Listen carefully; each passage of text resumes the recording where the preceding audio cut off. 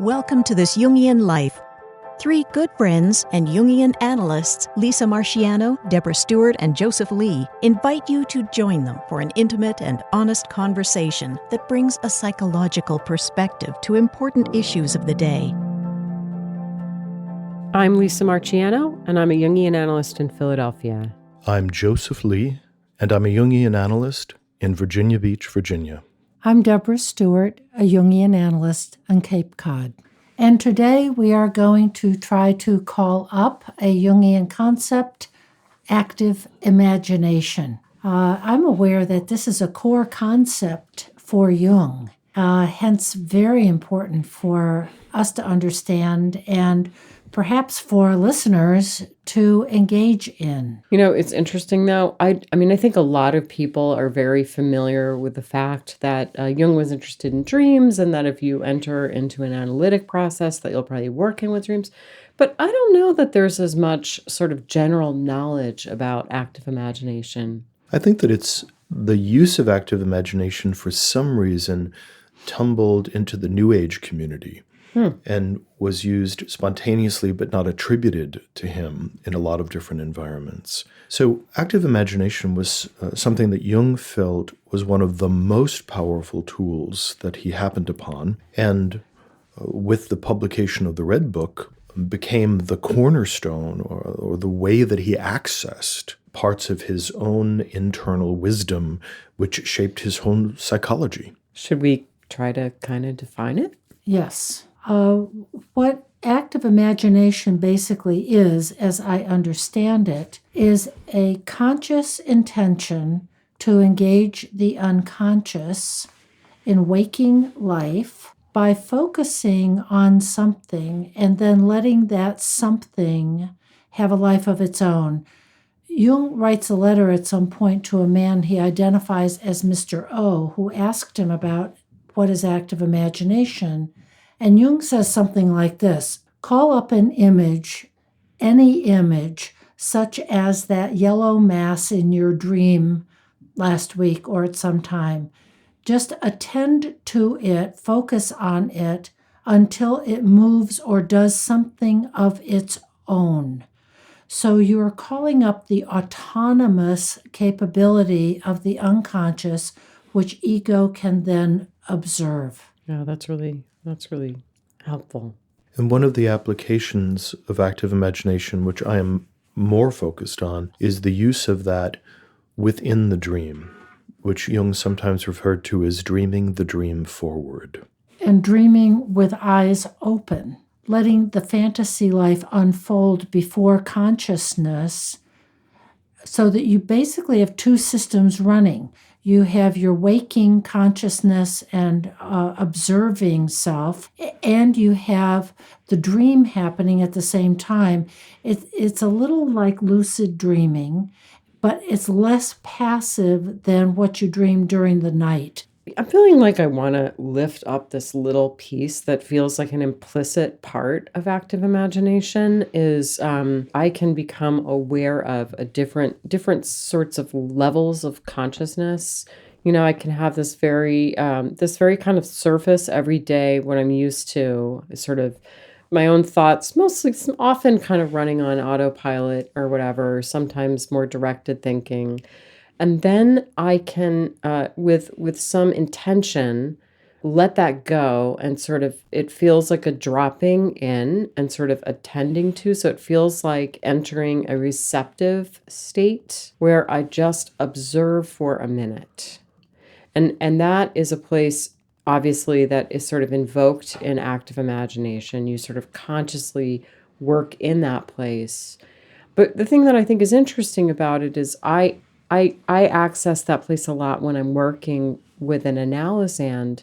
And I think it's interesting because people are often a little bit perplexed by it and have trouble going there too. It's like a sense of, if I drop out of this sort of conscious thinking place, what will I find? Will there be anything there? And of course, there always is something there. How does that happen in a session? I say, I need a minute to drop in. And then I just need some quiet. And when I drop in, then I do start to notice things and things start to move. It's sort of the beginning of the process of active imagination. I don't sit there for 20 minutes and doing it, but it strikes me that it's a similar place. I think because the ego, the waking mind, has more of a sense of its capacities and its self-knowledge, that when we peer under the surface of the water, so to speak, it's like putting our face just right down into the lake surface. We're able to have a much more discriminating relationship to what begins to rise up, which is something that we're deprived of when we're dreaming. It's a great image. It's like active imagination is like snorkeling. It is like snorkeling. I think it is like snorkeling. That is really wonderful. I'm remembering, I want to give an example, and I'm sure you guys have them too. I remember quite a while back when I was doing Jungian training and we were reading about it, and I read that part that I just related about the letter to this Mr. O. And I was willing, but also skeptical. So I went outside and I said something like, okay, Dr. Jung, you're on. And I went outside, sat in a lawn chair, and remembered a little pond that we had seen walking in the woods just the other day. And I have never been so surprised in my entire life of what happened that I, in quotes, did not create.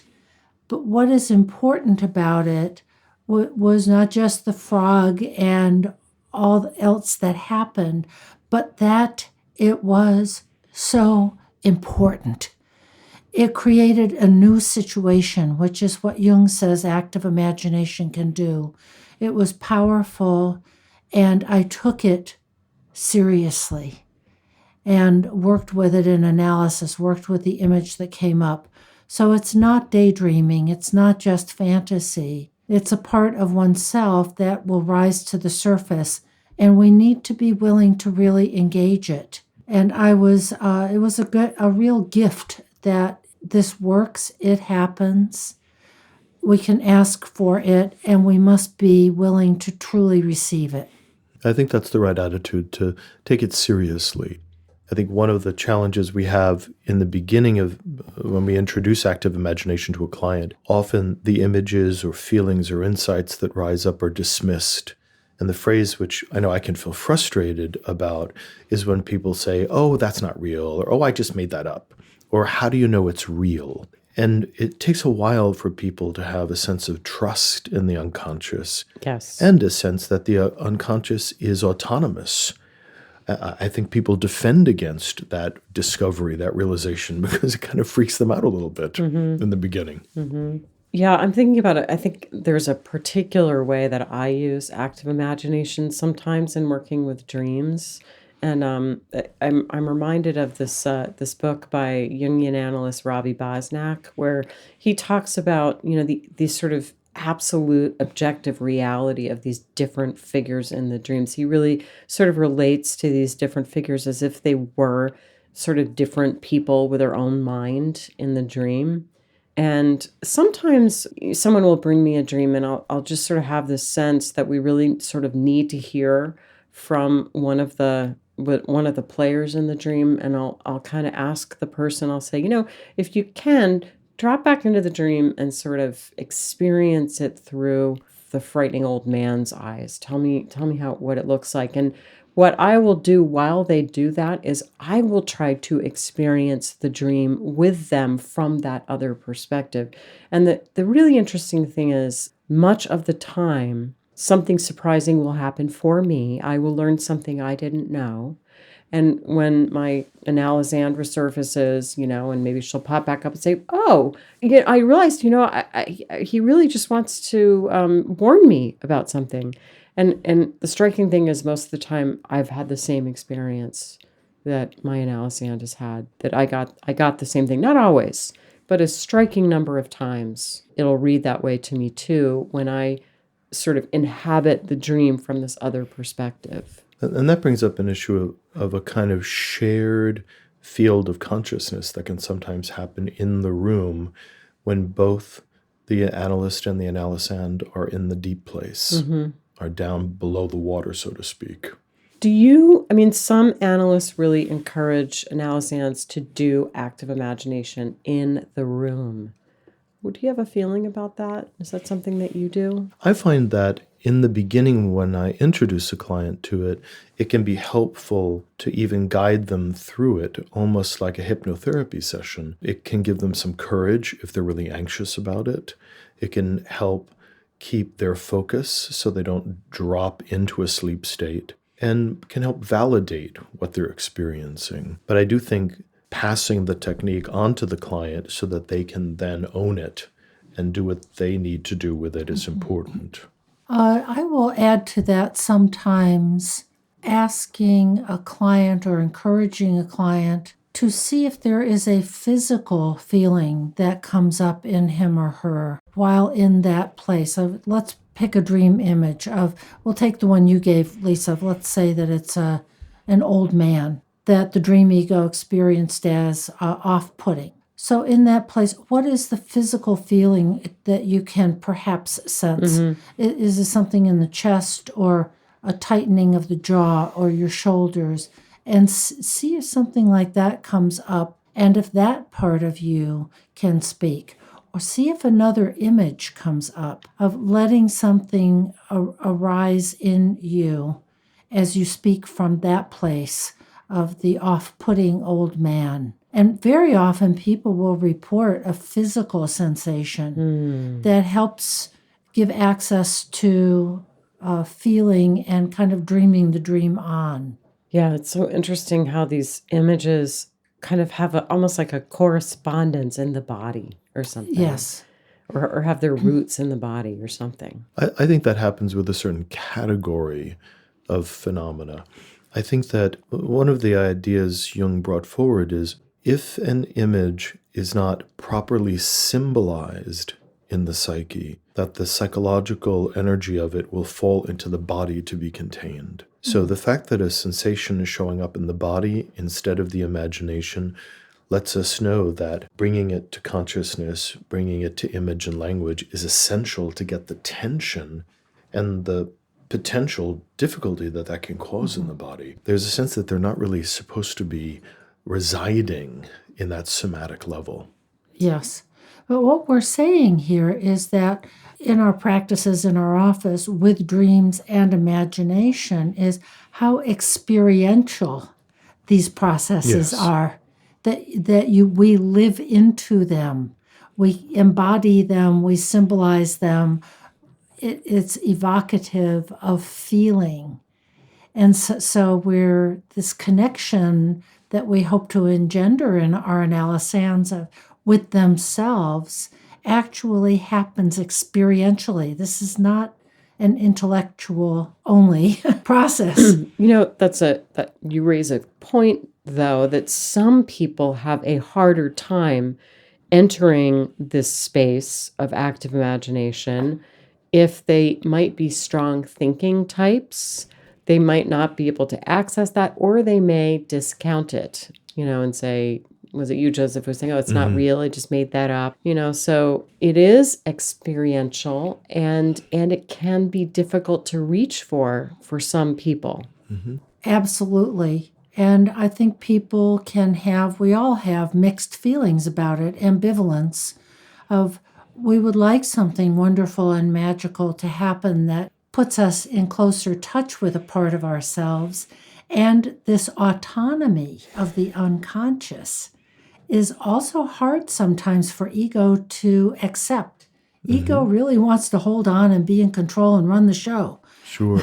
And the message often that comes out of the encounter, demands an integration, demands a change.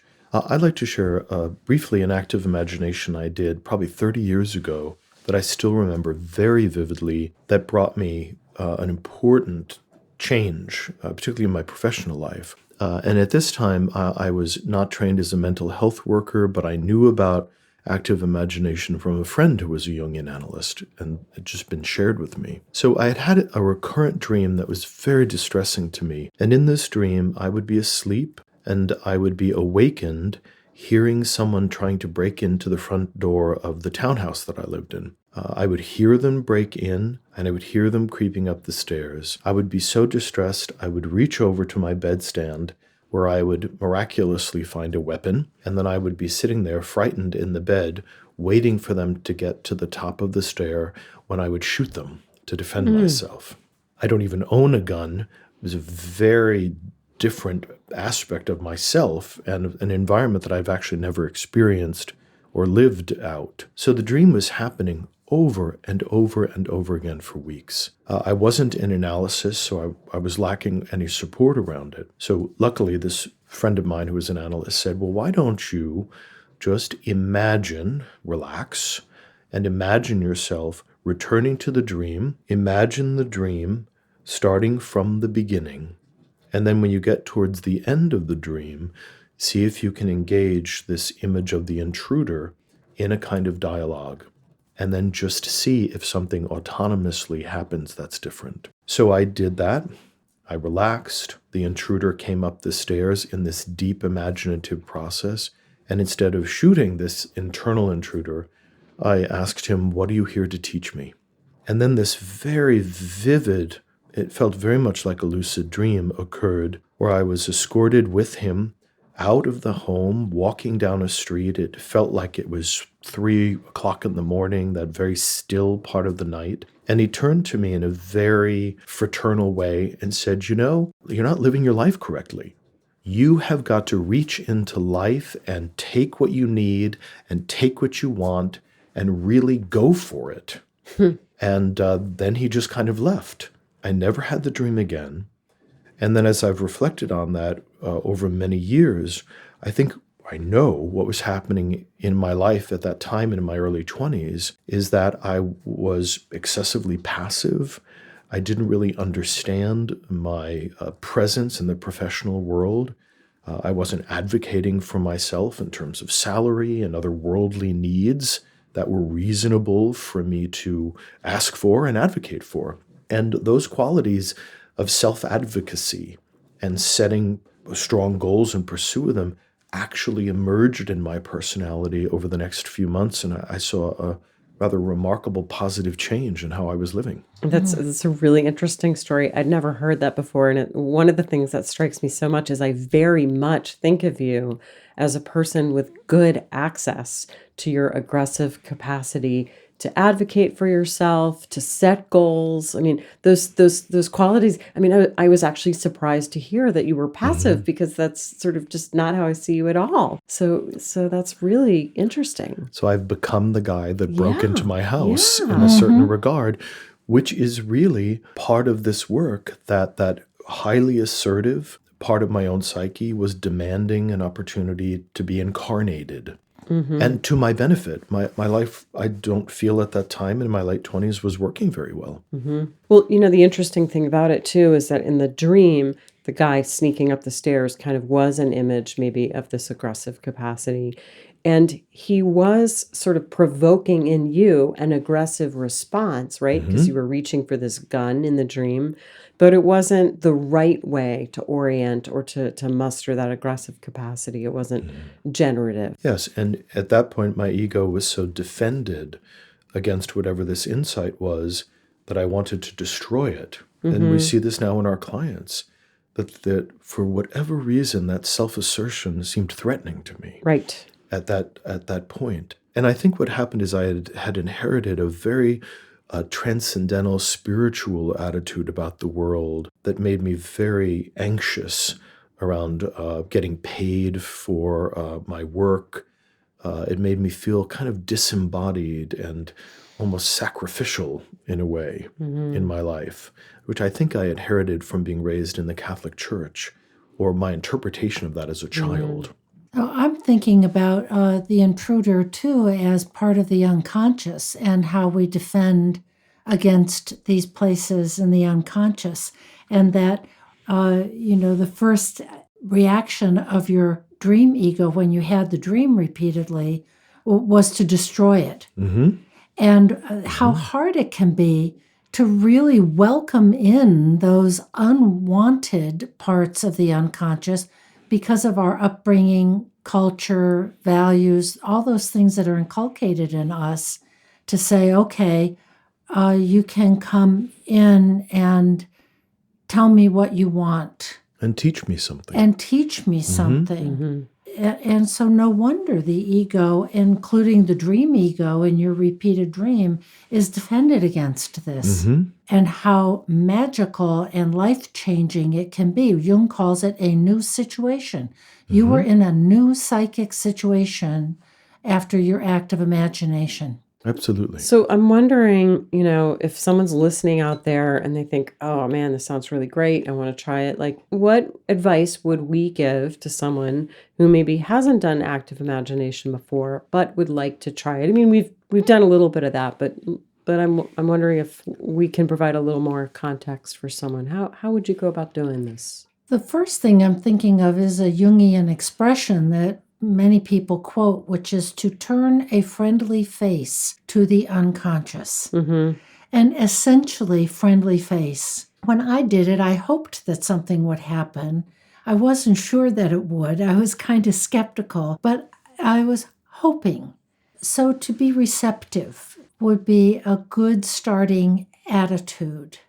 And then to let it unfold. Jung's letter to Dr. O says, for example, that yellow mass in your dream last week.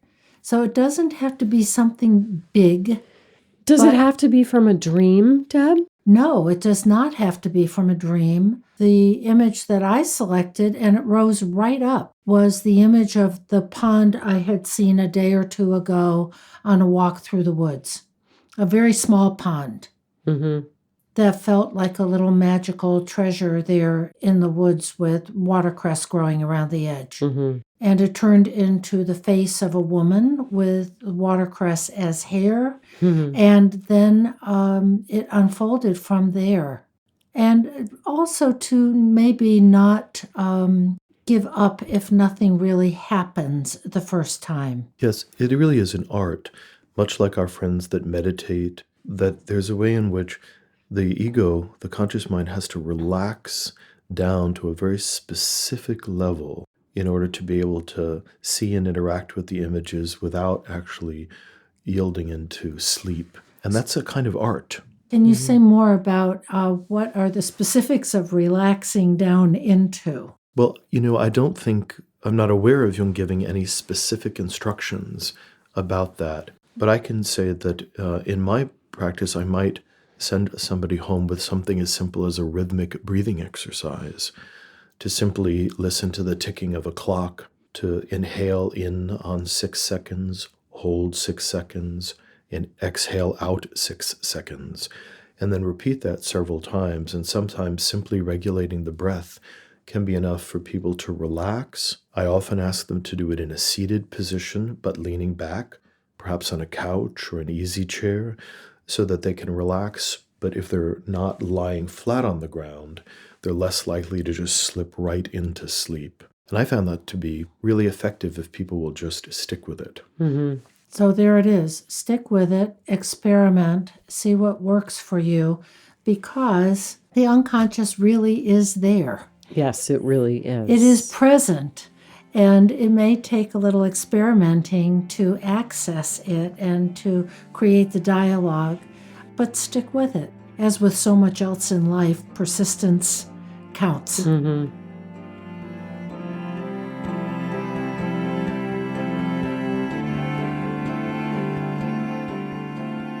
So let us turn now, it seems like a good point to turn to the dream that one of our listeners has submitted, and you too can submit a dream on thisjungianlife.com, and we may be able to analyze it on our podcast.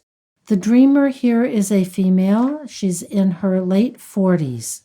I'm about to light 4 candles on the dining room table, each in its separate candlestick.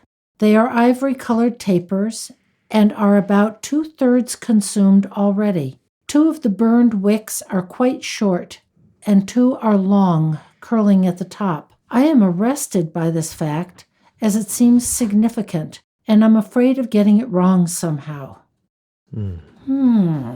So the first thing that strikes me is the four candles, and Jung wrote extensively about the quaternity, that in symbolic studies and in examining sacred art, that the square and the appearance of four objects or a four-sided figure seems to suggest an opportunity for wholeness, and that all the various aspects of the psyche are present or being called forth in the dream. And she is about to light the four, bring them to life. Now, in the dream, does she actually light them, or she's in consideration about it? I am about to light. Yeah, I don't know that she ever does. One of the things, I mean, it's so interesting, right? The two of the burned wicks are quite short, which, of course, if you light candles, you know that when wicks are too short, it can be difficult to light them. Mm-hmm. But I'm also thinking, boy, I don't think I've ever had a candle with a long curling wick. No. And if I did, I would think there would be some, I don't know, danger's a little too strong, but you would, it would sort of feel, I mean, probably what you would do, right, is you would trim it. You would trim the wick, lest the flame be out of proportion, lest it be too big for the candle. It burns inefficiently, it gets smoky. There are problems with it that way. Mm-hmm. But it sounds like she's afraid of taking an action towards the four candles, that she fears that something will be wrong. So I could imagine trim it too short, maybe she won't be able to light the candle, but somehow she won't create the symmetry, perhaps in the four. And what I'm thinking about is that two candles, I mean, sometimes when you buy candles, they do have long wicks.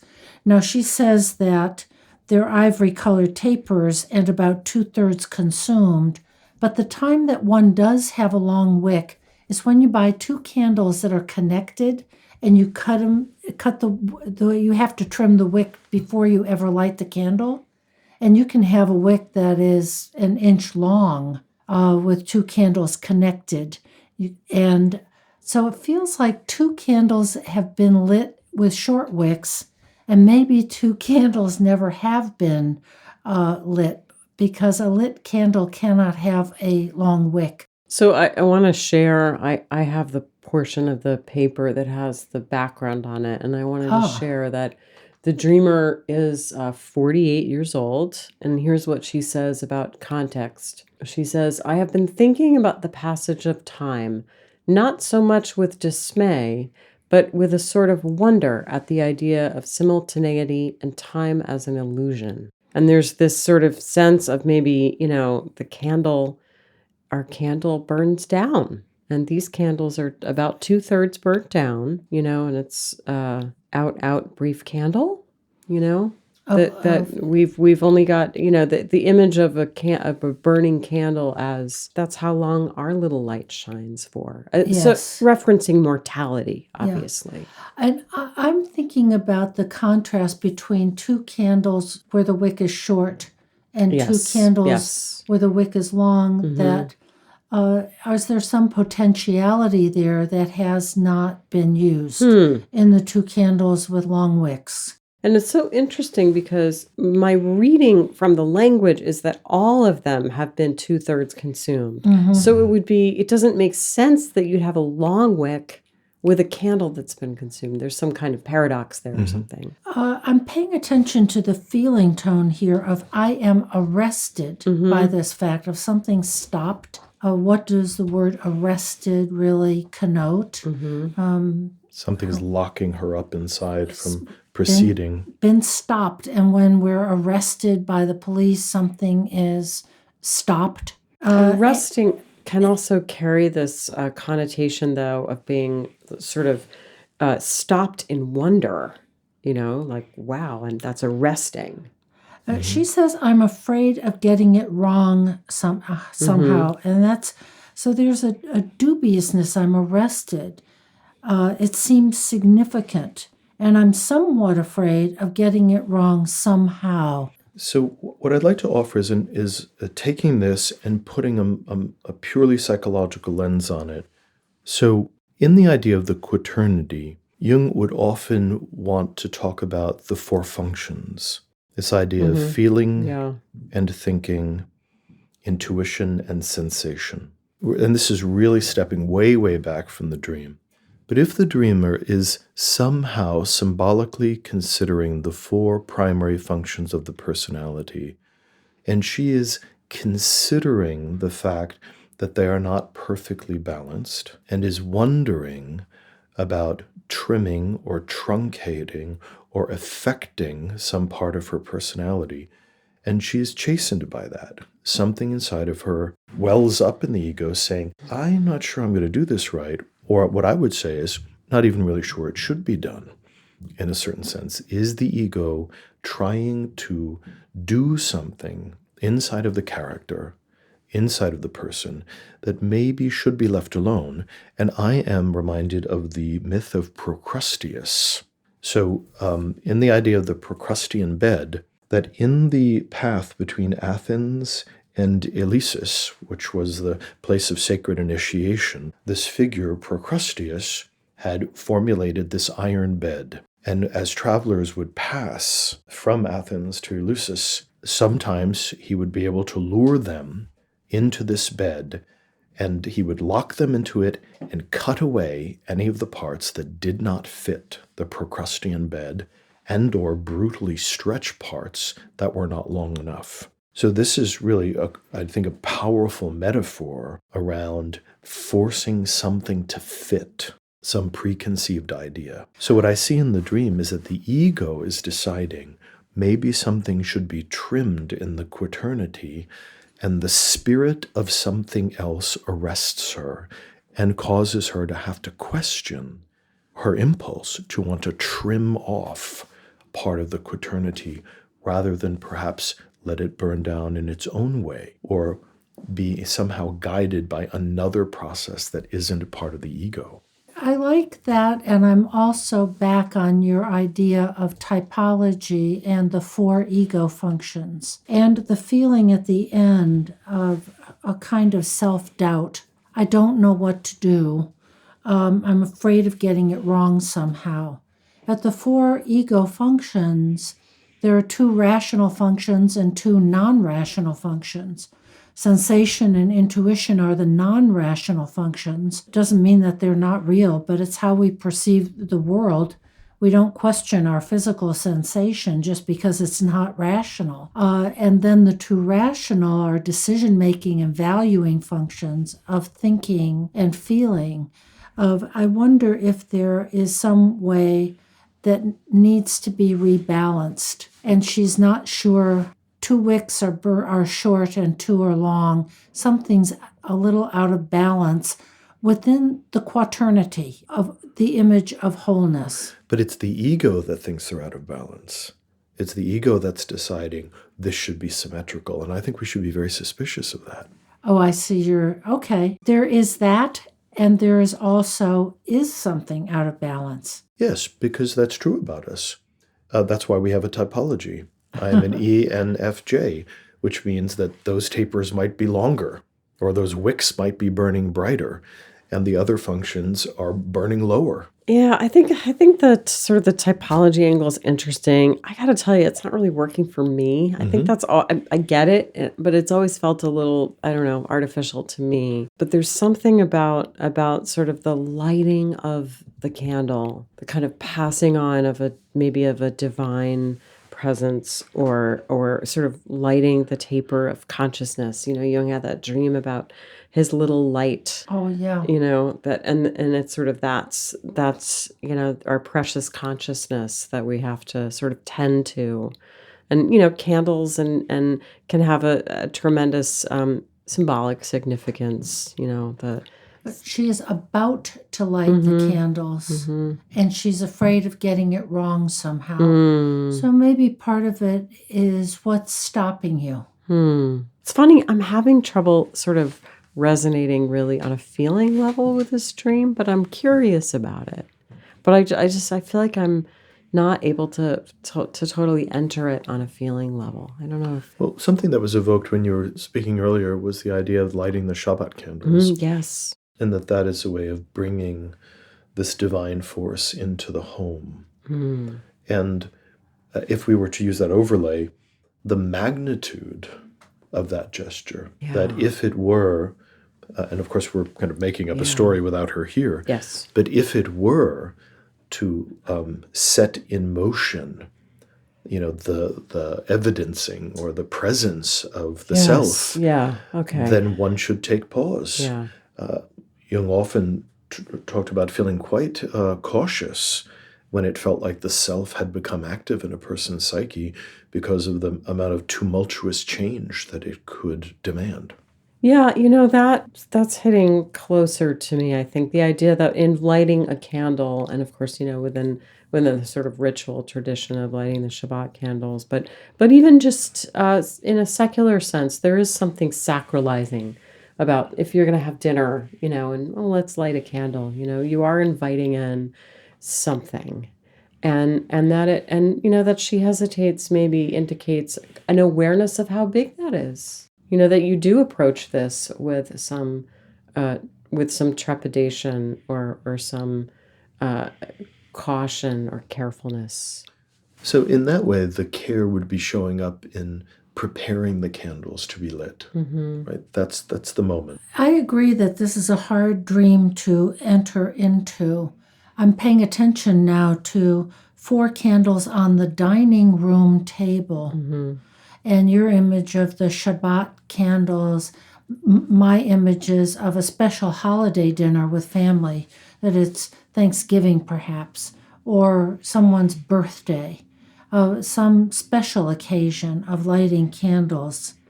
And what that means on the dining room table, it means you're going to eat. Yeah, you're that's a good going to point. be nourished. You're going to be fed. And it's a communion. And it's a communion. There are going to be other people there, usually.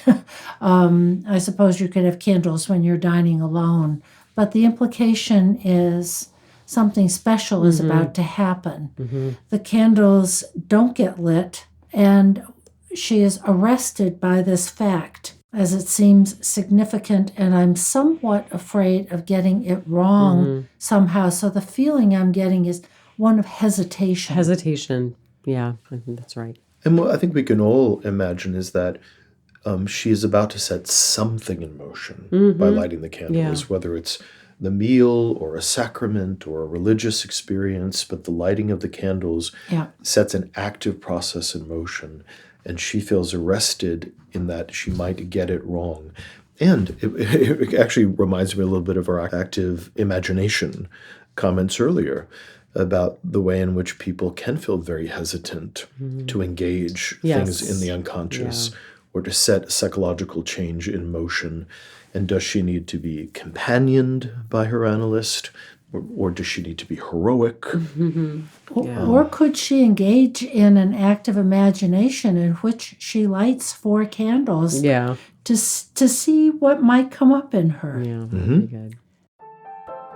You've been listening to This Jungian Life. From our website, thisjungianlife.com, you can follow us on Twitter, like us on Facebook, help us produce future episodes by funding us through Patreon, and submit your dreams for possible interpretation on another episode.